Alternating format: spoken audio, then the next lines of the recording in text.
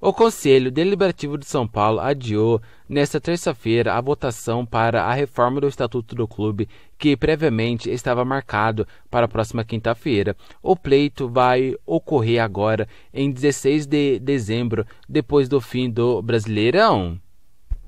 O adiamento cedeu pela situação de São Paulo na competição.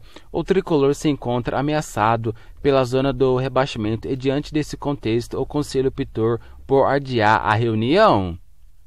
Com 38 pontos, o time tem apenas 2 de vantagem em relação ao Juventude, primeiro clube dentro da zona do rebaixamento. A votação para mudanças importantes no estatuto ocorreria um dia depois do clássico contra o Palmeiras, marcado para esta quarta-feira no Allianz Parque. A derrota fora de casa, combinada com resultados positivos de Juventude e Bahia, coloca o São Paulo dentro da zona do rebaixamento. Diante desse contexto, optou-se pelo adiamento para somente após o fim do Brasileirão. Entre as propostas pela reforma do estatuto colocadas sob confidencialidade estão a reeleição para a presidência, a diminuição do Conselho Deliberativo e diminuição dos vitalícios. O São Paulo Sub-20 venceu o Capivariano na última segunda-feira por 2-1, garantindo a sua classificação para a terceira fase do estadual. O atacante Facundo Mila, que anotou um dos gols, falou sobre o seu momento e a sequência de decisões da equipe. Estou muito feliz pelo gol e por ter ajudado a equipe na busca pela classificação. O time todo está de parabéns pela vontade.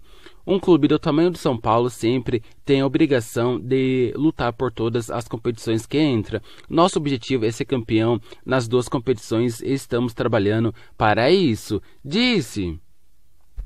Além de estar classificado para a terceira fase do Paulistão, o São Paulo disputará a final do Brasileirão Sub-20 contra o Internacional em jogos marcados para o dia 21 no Beira-Rio e 28 no Morumbi.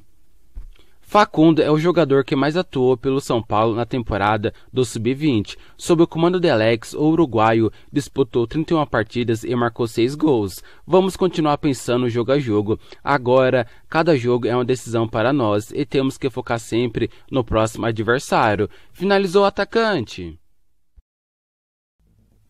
O atacante Luiz Araújo, revelado pelo São Paulo e que hoje está no Atlanta United dos Estados Unidos, falou sobre uma possível volta ao São Paulo no futuro. Ao responder um seguidor nos stories do Instagram, ele deixou a possibilidade aberta e revelou que tem vontade de voltar ao clube.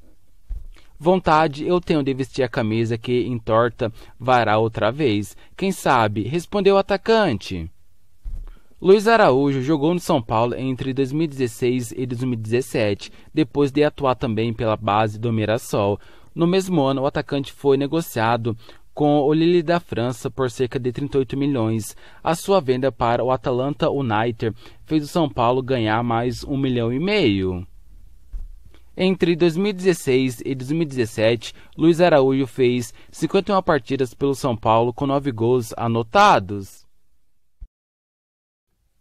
O zagueiro Arboleda deve reforçar o São Paulo no clássico contra o Palmeiras nesta quarta-feira no Allianz Parque pelo Brasileirão, após entrar no último minuto da vitória do Equador em cima do Chile por 2-0 na última terça-feira pelas eliminatórias da Copa do Mundo. O zagueiro é esperado em São Paulo nesta quarta-feira para se juntar ao elenco são paulino. Caso tenha 100% de condições, Arboleda será titular e ele poderá montar o seu sistema defensivo com 3 zagueiros. O São Paulo entra em campo pressionado por um resultado positivo depois da goleada para o Flamengo e a proximidade da zona de rebaixamento. Com 38 pontos, a equipe está a 2 do Z4. A má fase do São Paulo coincide com a queda de rendimento do atacante Rigoni, principal nome do ataque do time, com 11 gols na temporada. O atacante vive um jejum de 5 partidas sem anotar um gol. O seu último tento foi no empate por 1-1 contra a Chapecoense no dia 3 de outubro. Depois, ele sentiu uma lesão contra o Cuiabá, a última partida de Crespo no comando de São Paulo. Ceni chegou e Rigoni foi desfalque contra Ceará, Corinthians e Red Bull Bragantino. Ele voltou contra o Internacional e jogou diante de Bahia e Flamengo, totalizando 3 jogos com Ceni, sem gols e nem assistências. Essa é a sua segunda pior seca de gols no São Paulo. O período que ele ficou mais tempo sem marcar foi entre os dias 13 e 30 de junho, quando ficou 6 jogos sem gols. No entanto, nesse período ele deu 3 assistências, contribuindo para o sistema ofensivo da equipe. Contra o Flamengo, na goleada por 4-0, ele não conseguiu finalizar e foi substituído no intervalo para a entrada de Luciano. Agora o argentino tem a chance de voltar a avançar as redes contra o Palmeiras nesta quarta-feira no Allianz Parque. Rigoni jogou em 32 partidas com 11 gols anotados. Ele é o vice-artilheiro da equipe na temporada, atrás somente de Pablo, que tem 13. O atacante Luciano não vive um bom momento no São Paulo. Sem marcar 11 jogos, o jogador deve ser titular no clássico contra o Palmeiras nesta quarta-feira, após ser reserva contra o Flamengo no último fim de semana. Um trunfo para Luciano voltar a avançar as redes é seu bom retrospecto contra o Palmeiras. Pelo São Paulo, o atacante disputou 4 choque-reis com 3 vitórias e 1 empate. Além disso, o jogador avançou as redes 2 vezes contra o Palmeiras. Luciano marcou o segundo gol na final do Paulistão disputada contra o Palmeiras no Morumbi. Nos duelos das quartas de final da Copa Libertadores, o jogador não esteve em campo por conta de problemas físicos e fez falta para o time de Crespo à época. Mesmo sem estar em seu melhor momento, Luciano conta com o apoio da torcida. Durante o jogo contra o Flamengo, a torcida no Morumbi cantou seu nome com frequência, pedindo que o jogador entrasse em campo. Com a suspensão de Caleri expulso contra o Flamengo, Luciano deve voltar a ser titular.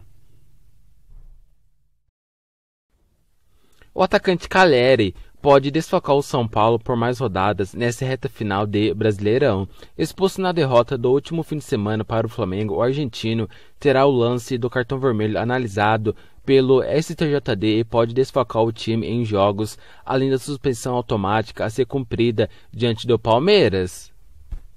O camisa 30 será desfalco do São Paulo no clássico desta quarta-feira no Allianz Parque. A denúncia, no entanto, pode levar mais de 2 semanas para ser levada ao Tribunal Desportivo. A possível denúncia sobre o lance de Caleri será analisada conforme a súmula do árbitro Leandro Pedro Voade e se encaixa no artigo 254 como jogada violenta. De acordo com fontes consultadas no tribunal, a suspensão pode variar de 1 a 6 partidas.